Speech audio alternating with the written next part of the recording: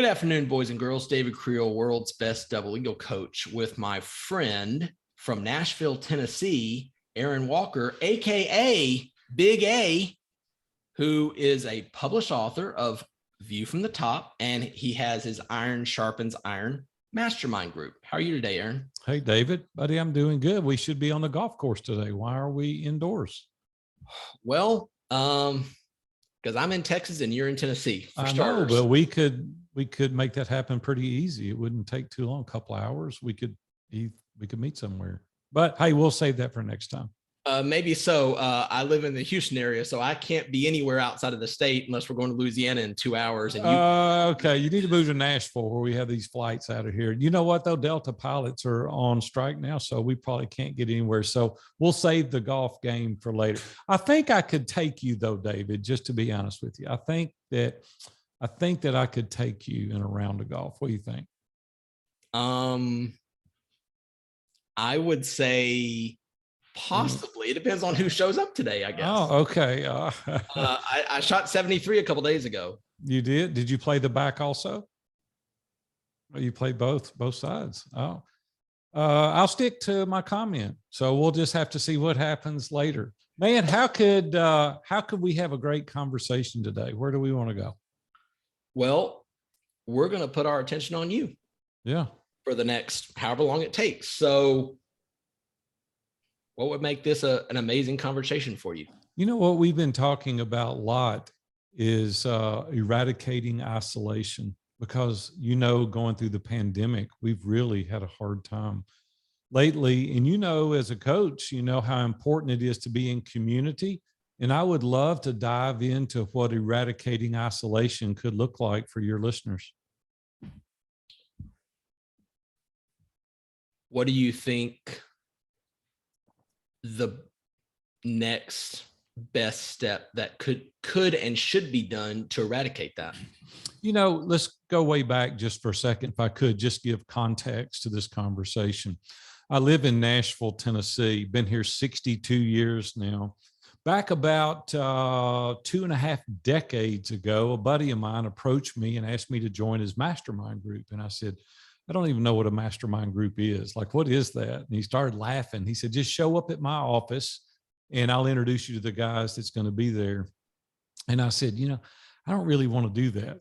And he goes, man, you need to come. Like, we're designed to be in community. We need to be around other brothers and you need to come.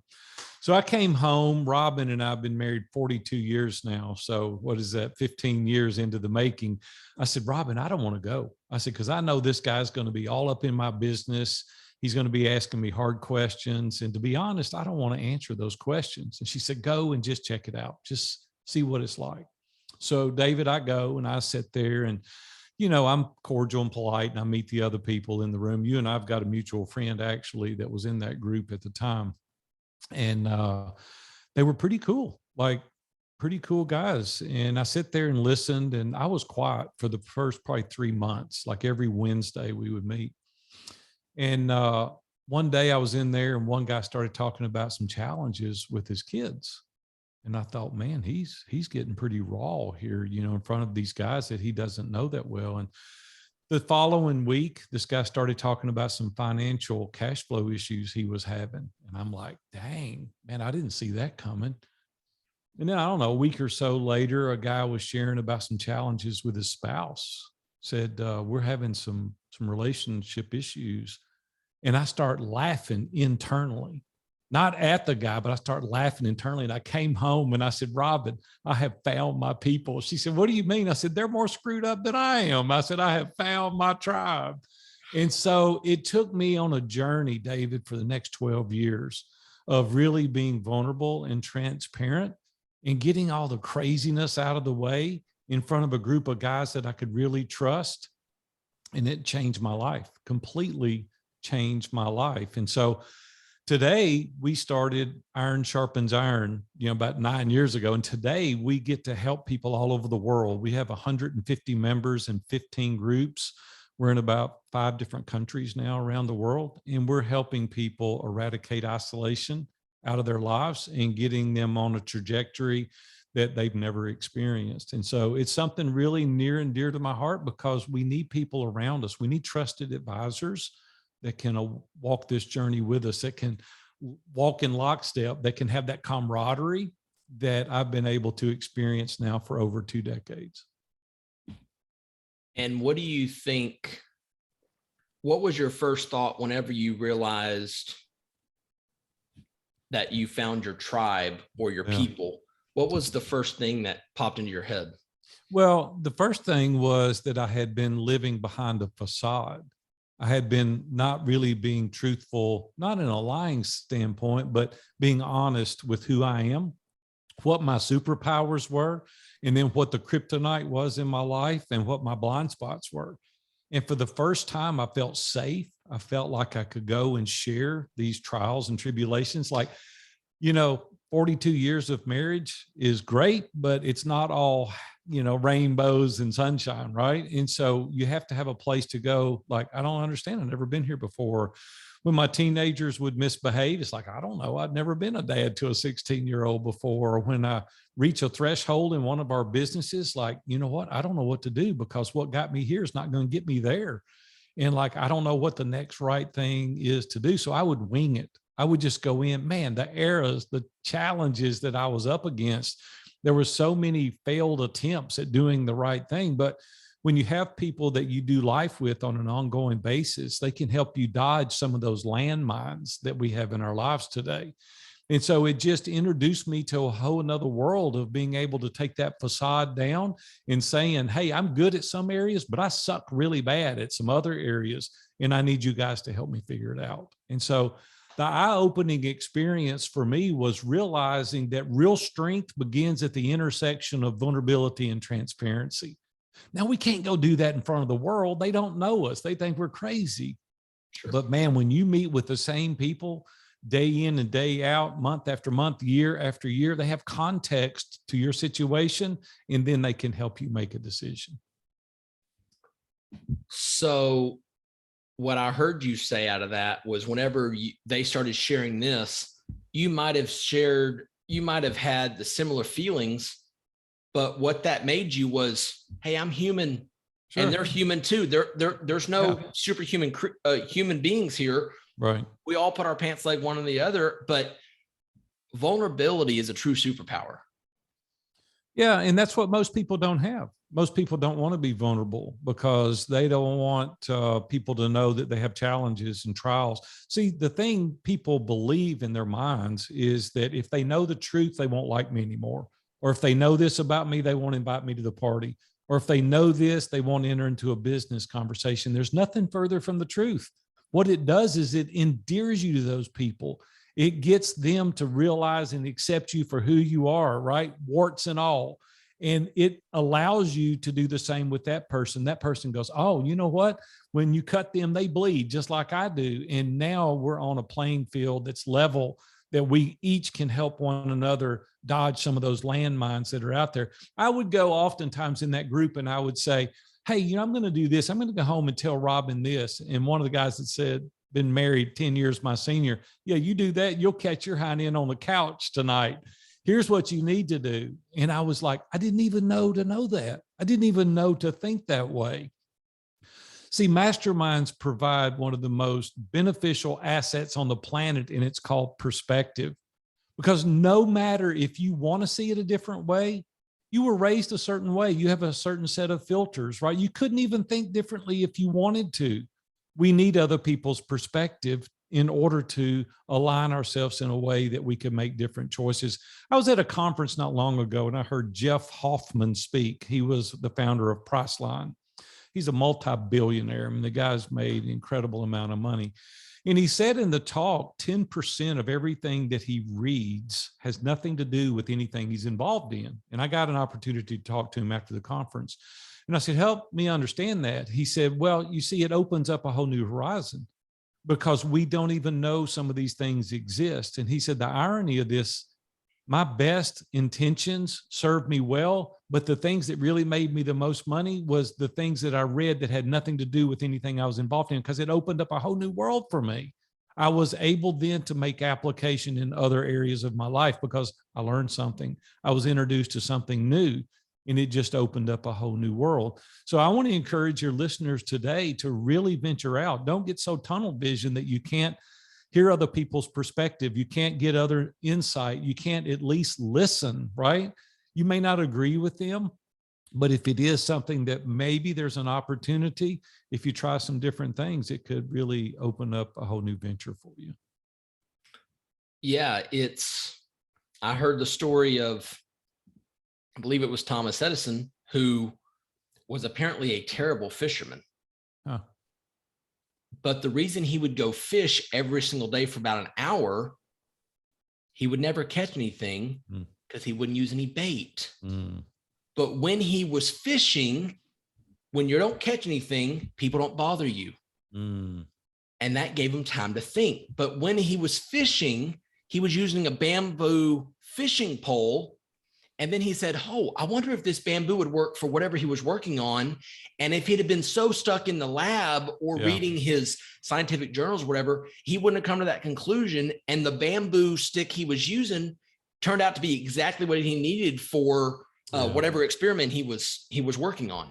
It's because he had white space, right? He allowed himself an opportunity to think outside of the box. I just got off of a 2-month sabbatical. I took November and December of this past year off. I really needed some time to think about this fourth quarter. David, I'm considerably older than you. And so I'm thinking about what does the fourth quarter look like for me and for Robin? What are we going to do with our business? Where are we going to live? How much money are we going to make? How much are we going to give away? Very proactive thinking. Well, when you're in the daily grind, you don't have an opportunity to go to that level in your thinking because you're dealing with problems at hand. You're just putting out the most recent fire, the person that's screaming the loudest. But when you get away, and I unplugged from everything, our whole team, we have a small team. There's 10 people on our team. I entrusted the leadership to our team. And I said, I'll be gone for 2 months. I'll catch y'all when I get back. Took a couple of trips, went down to Key West, went down to the Mexican Riviera. Robin and I got away on the cruise and we just unplugged. No social media, no email. You know, I've read things that I enjoy just for fun. You know, I need to get away from the personal and professional development. I just need time to think. Well, when I came back, I changed everything, our whole team. And what I did is I eliminated the administrative tasks from my life because I suck at it really bad. I'm a visionary. I'm a creator developer. So I came back casting vision. I delegated out the administrative task. And it's been a game changer, not only for me, but for our team, because I need to operate in my lane of genius, right? I need to operate in a place that gives me energy. When it sucks the life out of you every single day, eventually you'll hit the wall. But for me, I'm energized, I'm motivated. I can't wait to get up each and every day because I'm operating in that zone of genius, not just in my zone of competence. And that's what I want your listeners to do today. Really think through where you could have some white space. Think through what it is that gives you energy. Try to delegate the other things to other team members. And you're like, hey, I'm a solopreneur. I don't have anybody else. Well, maybe it's the who and not the what. Maybe you need to get a who. Maybe you need to get somebody that you can delegate these tasks to so that you can be excited like I'm talking about and you can operate in your zone of genius. And so that's what this time off allows you to do. It allows you to dream big. And I really thought through the things that I want, the vision that I've cast for Iron Sharpens Iron and View from the Top. I know what it's going to look like. Now I just got to go back and implement the task in order to accomplish that goal. But you just can't do that when you're in the daily grind. So my hat's off to Thomas Edison for going out fishing with no bait and really giving himself some white space. Yeah. And I think the word is margin. It is. Because we're not designed to wake up at 5 or 5:30 or 6 or whenever you get up and go 90 to nothing until 10 p.m. and then stumble into bed and then get up the next day and repeat. We're not designed for that. Who even wants to live that way anyway? That's not life. That's not living to your fullest. That's just grinding it out each and every day. Listen, I've owned 14 businesses over the course of 43 years. Money is a tool designed to help us live our life. But most people have it backwards. They're just on this aspirational kick to get more, bigger, better, shinier, faster. And it's like the dog that caught the car. Once they catch it, it doesn't give them what they think. And it's not going to scratch the itch like you think it's going to help you scratch the itch. Listen, I've had the stuff, right? I retired first time at 27. I sold out to a Fortune 500. And I'm not saying that boastfully. I'm saying it as an example. It's like 18 months later, I was bored out of my mind. I'd sold the company. I'd gained 50 pounds. I was getting in the bed in the middle of the day. I was playing golf every day with guys that were 65 years old that were beating me like a drum. So that hurt my feelings on top of that. But we got to have purpose. There's got to be a reason that we get up each and every day, right? It's not just to make more money going through this grind every single day. That sounds like torture to me, not having a job. And then, like you said, you stumble to bed and you get up and you go do it again tomorrow. What in the world are we doing that for? We've got to have a bigger why. There's got to be a purpose. There's got to be a mission. There's got to be a reason that we're doing this. And I just invite the listeners today, if you haven't discovered that, give it some thought and think through, how can I live my life proactively and do some of these things that Big A is saying so that I can get up with vigor and inspiration and motivation to do what I do each and every day, not just to get up and go through the grind again. Yeah, that sounds a whole lot like the must listen to audio program, which I'm sure you've listened to at least once in your life, The Strangest Secret. Yeah. He says on there, he says, people simply don't think. Mm-hmm. That's the secret, because you become what you think about. Yeah. And if you're only thinking about your, 80-hour work week so that you can get the second boat or the second jet ski or whatever, do you really need a second boat? Maybe you're just be content with the boat you have until you can get a bigger boat, So David, let me go back and tell your audience something that happened to me. You may or may not know about this. I know you followed me for a little while on social media platforms, but I want to tell a quick story. Things were really good for me back in 2001. We had a beautiful home. We had a place on the beach. I had the cars. I had stuff. I was working 3 days a week. My partner was working 3 days a week. 2 beautiful teenage daughters, gorgeous wife. I mean, my life was utopia. It really was unbelievable. Until August 1st, 2001, I was headed to the office and I ran over and killed a pedestrian on my way to the office. And my life come to a screeching halt that day. I don't want to bring our audience down today, but the reality of the brevity of life really took over in my life that day. I was like, man, this is unbelievable. I can't even understand what's going on. Like, my life is so good 1 minute, and 5 minutes later, I'm sitting in the back of a patrol car, Metro Police Department here in Nashville, Tennessee, thinking, what just happened? And so people testified, and said, hey, I wasn't speeding. This guy ran out in front of me to catch a bus. Like, it all ended up okay. I didn't get sued. I didn't get in trouble. I didn't get any of those things. But what I really came to discover out of that was that margin you're talking about, really thinking through, what am I trying to do? What is it I'm trying to accomplish? Like, what is this mission that I'm on? And see, up until that point, nobody cared about me having a little bit of wealth but my family. And what my legacy would have been had I been killed that day was, poor kid from Nashville, Tennessee, makes enough money to retire at age 27 and nobody cares. That's what my legacy would have been. And I'm like, golly, it feels so wrong.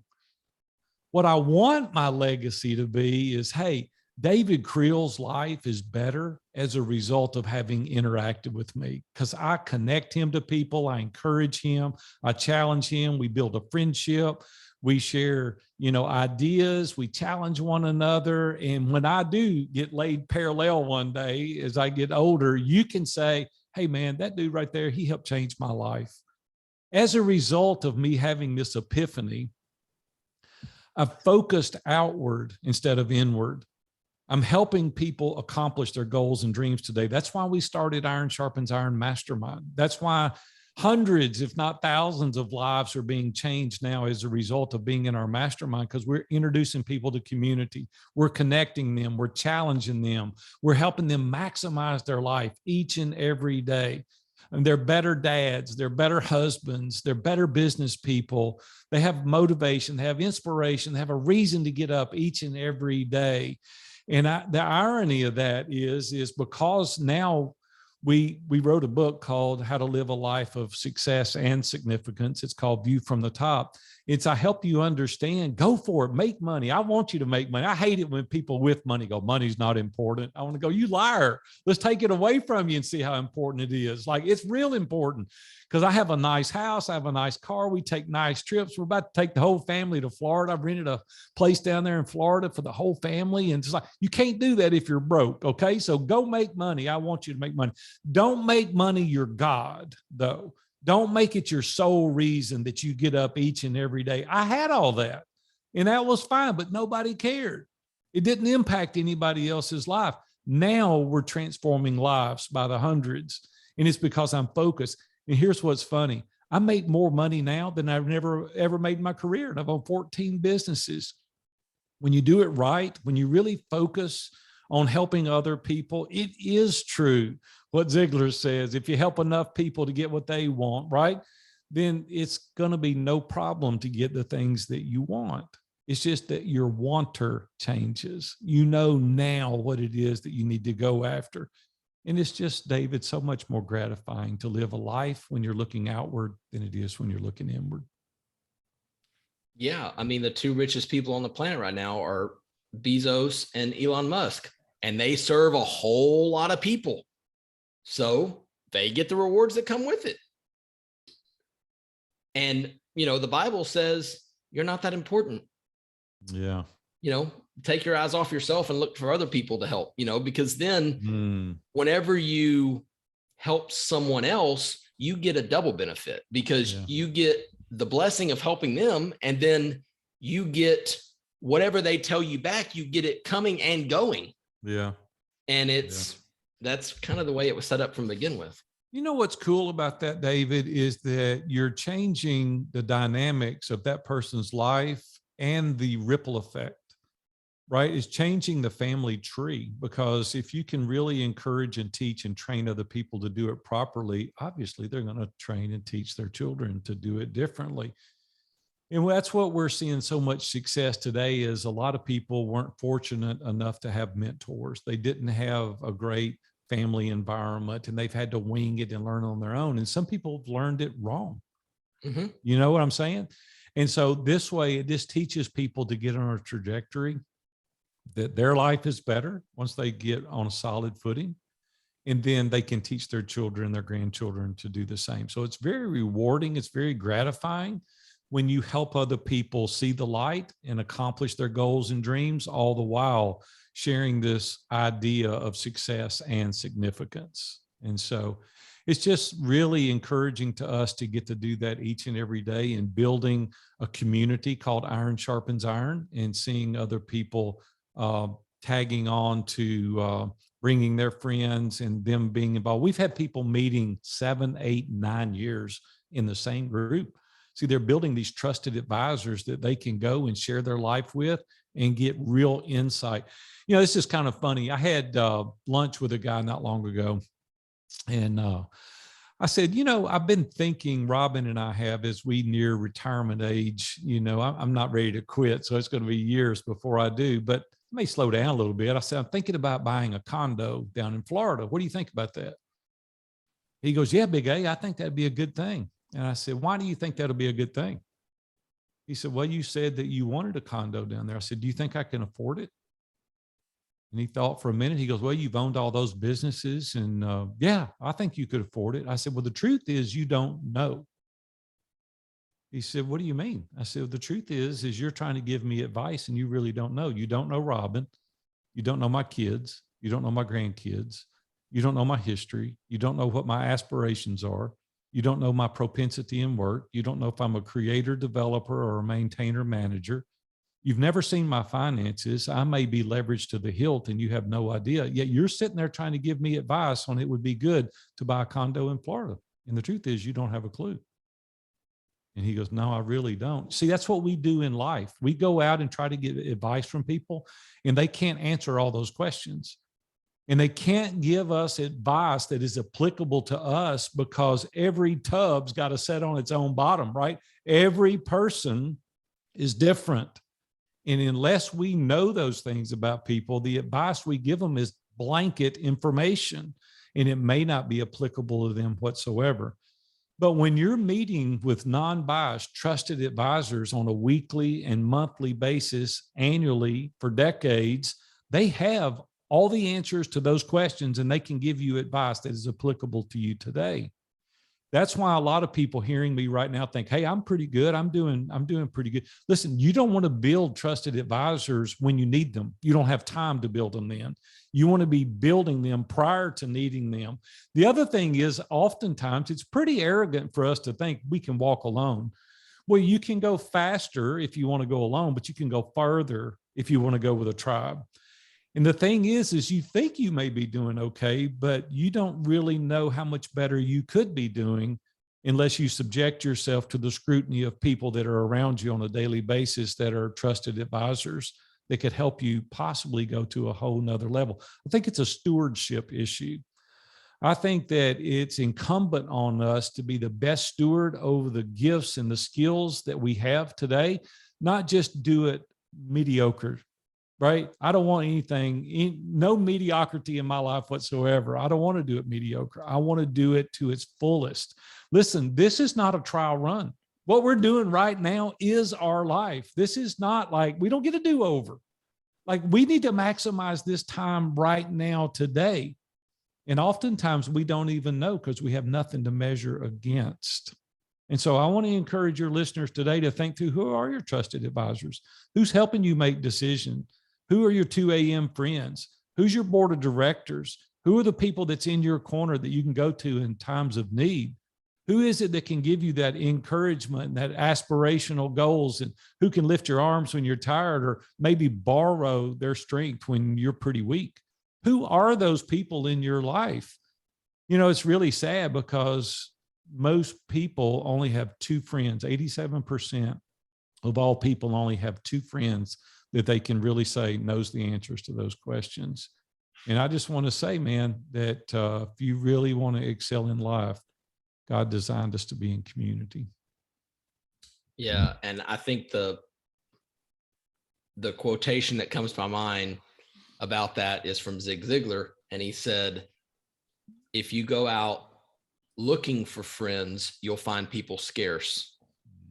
But if you go out looking to be a friend, you'll find people everywhere. Yeah, sure.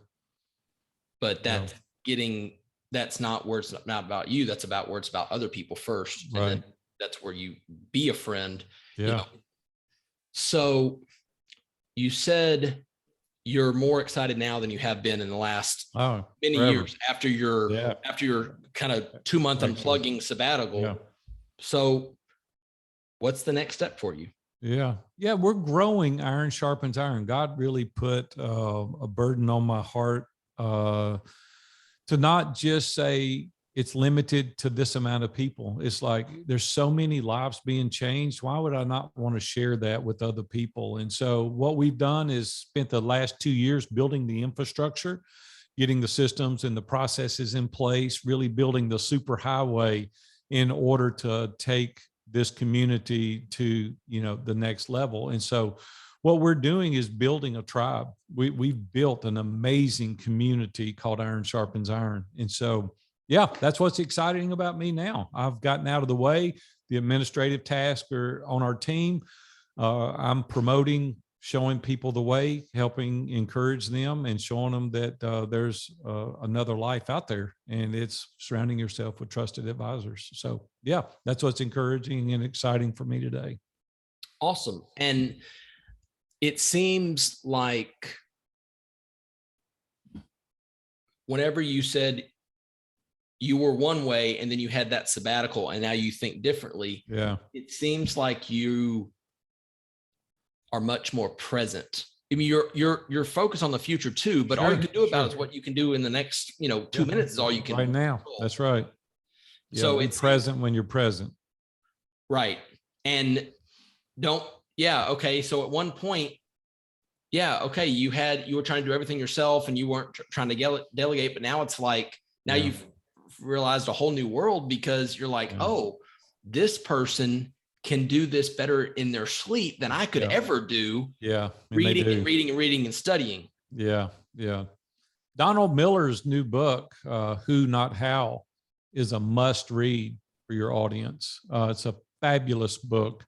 And I wish that I had read it 30 years ago, because I always tried to figure out how to do something. And the people that have real success, they don't figure out how to do it. They figure out who to get to do it. And I wished I had read that book years and years and years ago. I've spent so much time trying to do things that I'm inadequate in doing. There are only about 3 or 4 things I need to be doing personally in this space. Like I said, we've owned 14 businesses. There were many of them that I had to grind it out, and I had to do certain things until I could afford to hire other people to do the task. But now today, it's like not anymore. It's like, I don't need to know how to do everything. I need to get the team members to do it because they can do it, like you said, twice as good as I can. Yeah, that I had not heard of that book yet, Who Not How. I'll look into it. Just from what you said in that 30-second description, that seems like me without even reading it. I will give something 20 or 30 minutes. And if I don't get a pretty good grasp on it pretty quickly, oh no, I go find somebody else to take care of it for me. Yeah, sure. What we do though? You know what we do, David? And I've been guilty of this. I'm sure you have in the past. We step over dollars picking up dimes, and we do it every single day. And I'm not too good to cut my yard. Like, I'm not too good to do anything. I'll do anything. I'm a hard worker. I got a lot of grit, perseverance. I've done it all in all the businesses. I started out broker than a convict when I was 18. I didn't have any money. And then we went on to do okay. So I'm not too good to do anything, but I simply look at the economics of it now. And they charge me, I think, $100 to cut my grass, and they cut it every week. Well, I can get on a few coaching calls or lead the mastermind and in a day make enough money to pay somebody to cut my yard for the year. I mean, why would I want to go out there and spend 8 hours once a week cutting my grass and weed eating and all this? Why would I want to do that? It's the same. I read a funny story recently where this guy couldn't get his printer hooked up to his computer. And he called up and they said it'd be $150 for me to come out. He goes, I'm not spending $150 to do this. And so he spent the next 3 days trying to hook his printer to his computer. And finally he called the guy, and the guy came out there, and the guy figured it up. He spent $1,500 worth of his time for a $150 job that he could have done 3 days ago. See, we try to do all these things we're not experienced in. We try to go out there and, try to save $1 here, $1 there. And that's the whole premise of the book. It's like, get somebody that already knows what they're doing. I read a biography recently about a family here in Nashville called the Ingrams. They own Ingram Book Company, Ingram Barge Company, multi-billion-dollar family. And they talked about how they go out looking for the best talent. Like, they don't look at the cost, they look for the best talent. And it's the way they scale their businesses. It's just a mindset shift. See, we try to save $1 here and $1 there and hook our own printer up to the computer. And we don't know our butt from third base. We don't have a clue how to do that. And then we spend all this time, your most precious commodity, you're spending to try to save $1 rather than doing what you're gifted at. I can get on a few interviews, do a few coaching calls, lead a few mastermind groups, and make way more than enough money because that's the thing I'm good at. And that's what I need to be doing. That's the reason it doesn't need to be in your zone of competence. Sure, you could do it, but it is in your zone of genius. What you're masterful at, that's where you need to spend your time. Yeah, there's a difference in, I could do it, but the real important question is, should I do it in the first place? No, you shouldn't. I can answer that already. When we had our back fence, a hurricane came in a couple of years ago and it blew our back fence over. And someone said, are you going to fix that fence yourself? And I said, no, no interest, no desire, no know-how, no will-how, no nothing. And he's like, yeah, but it's going to cost you, $1,200 to get your fixed fence. I said, yeah. And while they're fixing my fence, Yeah. I can go make $1,200 and just pay for the fence. Yeah. And I don't have to do it. No. So I'm definitely I'm a pay someone else or not a do-it-yourselfer for sure. Yeah. Yeah. I'll tell you what you need to do. And I saw a commercial that said this: stay in your lane, bro. Get in your lane. That's 100%. Where you need to stay, right? 100%. And if you stay in your lane, man, you're going to get better and better and better at your task, and you'll be able to fix all the fences that you want to. Yeah. And but see, people get confused with, in my opinion, their zone of excellence versus their zone of genius. Mm-hmm. Like, no one can run ISI like you, because it's your baby. Right. So whenever you're focused on that and you get more of a relationship with the people, you can help them quickly. And they're like, they don't care about if it takes you 3 minutes or it takes you 3 hours. They just want the result. Right. And if you can fix it in 5 minutes, perfect. My weekend, my day's now available to go implement what I just learned, because I got the solution in 5 minutes instead of 5 hours. Yeah. Yeah. Yeah.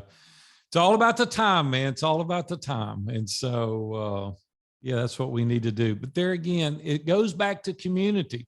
Here's what's cool in our groups is they'll jerk a knot in your hind end in a New York second. They'll call you out. They'll throw a flag on you in a minute when they'll take you to task on this topic that we're talking about. We do it to guys all the time. We really need a sense of encouragement. David, you do as well as I do. We all need people in our corners being our cheerleaders, pushing us on. But we also need that guy in the corner that throws the flag and says, man, you cannot do this anymore. We're going to hold you accountable to stop doing this so that you really excel at what it is that you're good at. Or in your family, these guys that work 18 hours a day and they're doing it at the cost of losing their family, they're going to go home one day with a pocket full of money to a house full of strangers. Is what's going to happen. And then their wife's going to divorce them. Their kids are not going to have anything to do with them. That little boy wanting to pitch baseball with you, nobody is going to fill that void but you. And all you got time to do is look at your phone, get on social media, send another email. Here's what's going to happen. I got a daughter turned 39 today. I got another daughter that's 37. There's going to be a day they move out of the house, and you're going to all of a sudden wake up and you're going to go, hey, Brooke, hey, Holly, I've got time now. And they're going to say, sorry, Dad, I'm moving on with my family. I've got a career. And you're going to die a rich, old, lonely guy because you were too dadgum stubborn to pay attention to putting boundaries up around things that were important. You didn't have your priorities prioritized. And now today you've made a buttload of money, but you offered your family on the altar of sacrifice to get there. And I'm just telling you, I almost did that. I'm speaking from experience. I almost lost my family 25 years ago because I was so focused on making some more money, and my family didn't care about that. My family wanted to spend time with me. And I come home one day and my wife goes, this ain't what I signed up for. And I'm like, yeah, you're right. I'm dropping the ball. I'm taking the girls to ballet practice and Girl Scouts, and you're making money. And I appreciate that. She said, I appreciate that. But like, we need you present when you're present. We need you to be here when you're here. So I've really gone on this thing now today where I want to help other people see that, right? I want them to understand that live life in its totality. I want you to grow personally, professionally, spiritually, relationally, financially. I want you to grow in every area of your life, but there's a cost associated with all growth. And you need to be sure that you're willing to pay the price. And so that's the reason we have these mastermind groups, is to call you out, to help you with boundaries, to help you with margin, to help you excel and live that life of success where you don't offer up relationships at the expense. And so that's why I'm pretty passionate today, David, about helping people accomplish this. Well, I think the missing link in, not probably with ISI, because it's like this does not apply here, but a lot of times, like I've been told I have a certain way of speaking to people where I don't get my teeth knocked down my throat. Yeah. But they know I care. Well, that's the bottom line. If you care and people know it, you can get away with saying some hard stuff. Correct. But that's like that flag you're talking about, like, hey, no, we're not doing this around here. Right. or you're not in this group. You Right. outside of this group, you can do whatever you want, but it's Right. back to this Not in group here. because, we care. Yeah, we've built this community where we align our core values with people that have similar core values. Like our core values are relationships matter most. Like if relationships don't matter most to you, you're never going to align with our organization, because in all 14 businesses that I've owned, the relationships have to matter most. The second core value is make it amazing. If you're going to do it, let's do your very best, right? I came home with a C on my report card one time. My mom said, never again. I said, what do you mean? That's average. She goes, yeah, that means you're just as close to the bottom as you are the top, and you're above average. You can do better than that. Also, we were never allowed to have excuses. So our third core value is no excuses. Like, own it. Just say, hey, this is what I did, and own it. Our fourth core value is everything is figure outable. We'll figure out a way. Don't tell me we can't do it. Our team comes in here and says, hey, this is the problem. These are some solutions, but don't tell me we can't do it. Everything is figure outable. It may not look exactly the way you want, but we can figure it out. And then finally, our last core value is truth before opinion.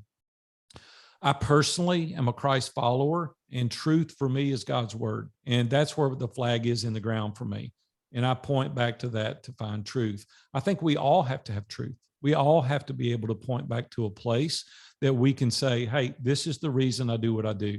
This is my flag in the ground. This is the line in the sand. This is where I draw the distinction between this or that. And so when you get a group of people that align with your core values, it's unbelievable at what you can accomplish. Yeah. And that fourth pillar is there's 7.5 billion people on the planet, give or take. Sure. But if 7.5 billion people say one thing and God's word says another thing, 7.5 billion people are wrong. Yeah. And this is not up for debate. No. So that's where you got to draw the line in the sand. Like, no. Let's go back to what the originator of everything said about the matter. Because that's right. It's pretty clear. It's a Proverbs is a great book about money and how to handle it and about relationships. Sure. But see, that one though, is you got to know what the word says, or you can't say, you can't, oh, I think it says this, it's like the old, God won't give you anything more than you can handle. Okay. Well, that's nowhere in the Bible. No. Case in point, Paul in 1 Corinthians says, we were pressed beyond measure and thought we would die. Yeah. So by definition, that's too big for you to handle. Yeah. But then he says, but then we learn to rely on the one who raises the dead. Mm-hmm. So man, you're getting me excited here. This is good stuff, man. This is why we have truth before opinion, because if it's just your opinion and you have nothing to point back towards, we're going to have a difficult conversation. But if we can agree on what truth is, then we can go back. Everything in there is not exactly, there's some things that in there up for interpretation, right? We have to wade through that. And I give you that. But as a whole, we have to have something that we point back that we say that's truth. Yeah. And I'm fairly certain that this person I'm going to speak of, but Dave Ramsey is fond of saying someone with an experience is never at the mercy of someone with an opinion. Yeah. Like where you said, we're doing it this way because I've had this scar and this scar and this scar, and I've learned a thing or two. Yeah. That's why we do it this way and this way and this way. Yeah. So this doesn't happen. Yeah. It's interesting. You asked me about Dave. Dave and I've been friends for over 30 years. I was Dave's second sponsor. He was on one radio station here in Nashville, and I sponsored his show for 21 years. And that's who I was referencing earlier, asked me to be in his mastermind group here in Nashville. And I got an opportunity, for decades to be around them and to do life with them. And Dan Miller's another one we talked about a little bit earlier. Dan's a great guy, 48 Days to the Work You Love. He's been a great mentor of mine for coming up on 30 years now as well. And so we've been friends for a long, long time. And that's all the more reason that what I'm saying, David, you build these lifelong relationships. And some of the listeners may be saying right now, oh yeah, if I could be in a mastermind with Dave Ramsey and Dan Miller, I would too. But see, the important thing to note here, they weren't then who they are now. See, that's the whole objective. When you get people around that can walk you every single day to do the task, to hold you accountable, to call you out, to push you along, you too can be successful. And so that's what it takes. And all these guys like Ken Abraham, Dan Miller, Ron Doyle, Jeff Mosley, Dave Ramsey, these guys got that. And that's what I'm trying to say today to your audience. Pay attention. Who are those people? Who are your accountability partners? Every week for 30 years, I've been meeting with 3 guys, and we meet every week. They know everything about me intimately, and they know to call out my BS. They know when I'm just blowing smoke. You know why? Because we spent time together. And I've actually burnt out 3 groups. This group I've been meeting with 15 years now, because I need that in my life. I need people walking in lockstep with me every single day, because if I'm left to myself, there's no telling where I would be. And I promise you, I wouldn't have near the success that I've had if I had gone alone. So I just want to encourage all of you today, go out there and find somebody that aligns with your core values. Enlist accountability partners. Subject yourself to their scrutiny, because in the counsel of the multitude, there's great strength. And when we go alone, it's just much, much more difficult. 100%. I think that's a good place to end right there. Sounds good to me, buddy. I appreciate it. Thank you. Yeah. I don't know. It's been a pleasure speaking to you. Yeah. And I think the key for that is go out and be a friend, not looking for a friend. Yeah. And you gotta really care, because people can spot a phony from 100 yards away. Yeah, you're right. It's like, oh, okay, well, he says this, but he does this. Well, that's you don't want those kind of people. So no. This has been an absolute joy. It's been fun, David. Thank you, buddy. I appreciate it. Okay, boys and girls. Hey, if they want to learn more, just tell them to reach out to viewfromthetop.com. I'd love to have a conversation with you. If you're looking for a great group, I can introduce you some of the greatest people on the planet in Iron Sharpens Iron. So reach out, viewfromthetop.com. You heard it here first. Okay, boys and girls, if you would like to get with Aaron about Iron Sharpens Iron, reach out to him. And if you'd like to have a conversation about possibly being on the podcast, reach out and we'll make it happen. Y'all have a great day, and we'll talk to you soon.